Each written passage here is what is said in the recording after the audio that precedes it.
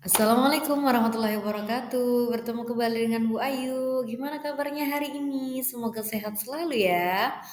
Baik, hari ini kita membahas tentang hormat dan taat kepada guru dan orang tua ya. Eh, ini sangat penting sekali kita pelajari. Dan kenapa kita harus belajar tentang hormat dan taat kepada orang tua dan guru? Yuk kita sama-sama menyimak ya. Yang pertama kita bahas dulu tentang tujuan pembelajaran kita.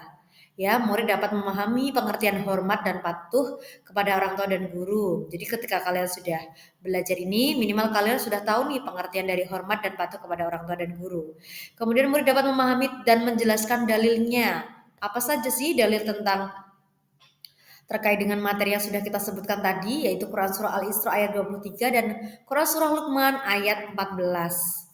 Kemudian yang terakhir yaitu murid dapat mengimplementasikan atau mempraktekkan pemahaman tentang hormat dan taat kepada orang tua dan guru dalam kehidupan sehari-hari. Ini yang paling penting ya teman-teman semuanya ya.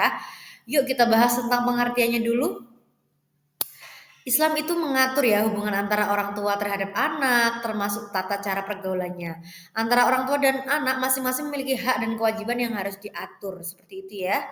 Jadi kakak-kakak semuanya ketika kalian sudah bisa memahami pergaulan pengertian dari hormat kepada orang tua dan guru, berarti kalian juga harus mempraktekkan tentang hormat kepada orang tua dan guru. Yang kedua yaitu tentang dalil Al-Qur'an. Ya, dalil Al-Quran itu terdapat di Quran Surah Luqman ayat 14. Yuk kita baca bersama-sama, bareng-bareng ya dengan Bu Ayu ya. Dimulai dari ta'awud dan basmalah. A'udzu billahi minasyaitonir rajim. Wa wassayna al-insana biwalidayhi hamalathu ummuhu wahnan ala wahnin wa fasaluhu fi 'amaini an ishkur li wa liwalidayka ilayyal masir. Quran surah Luqman ayat 14. Shadaqallahul azim. Next, kandungan dalilnya ya. Jadi nanti Quran surah Al-Luqman itu apa saja sih kandungan dalilnya?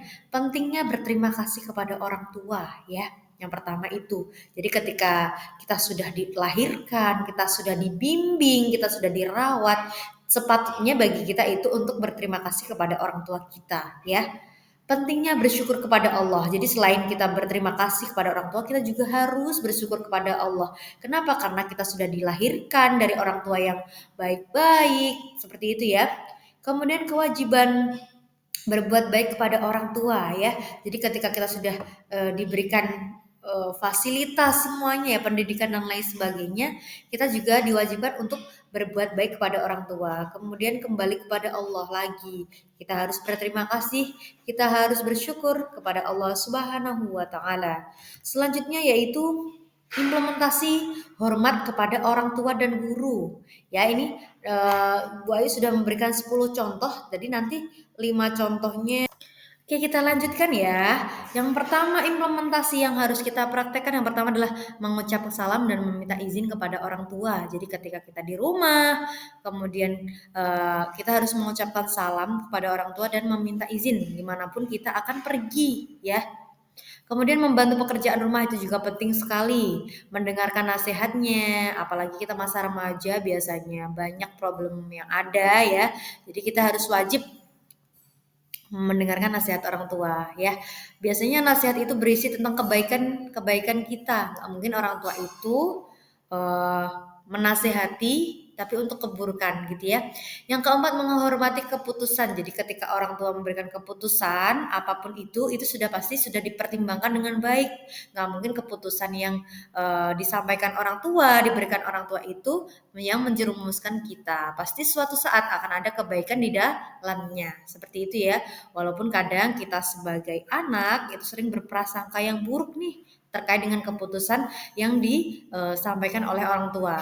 Kemudian yang kelima, menyayangi dan memperhatikan. Ya, kita sudah dirawat, kemudian kita sudah difasilitasi pendidikan dan lain sebagainya, seharusnya next ya, mengucapkan salam dan meminta izin. Ya, Tadi sudah Bu Ayu disampaikan di atas, mendengarkan pelajaran. Nah, mengucapkan salam dan meminta izin ini konteksnya adalah kepada guru. Jadi ketika kita bertemu guru, kemudian kita akan pergi kemanapun, kita wajib untuk meminta izin kepada guru ya. Karena guru itu adalah wali di sekolah gitu ya. Jadi kedudukannya sama dengan yang wali atau orang tua di rumah. Kemudian mendengarkan pelajaran dengan baik. Jadi ketika kalian tugasnya sebagai murid, kalian diwajibkan untuk mendengarkan pelajaran. Mengerjakan tugas ini juga penting, menghormati guru ini juga paling penting. Menyayangi dan memperhatikan guru itu juga poin penting banget ya untuk teman-teman semuanya.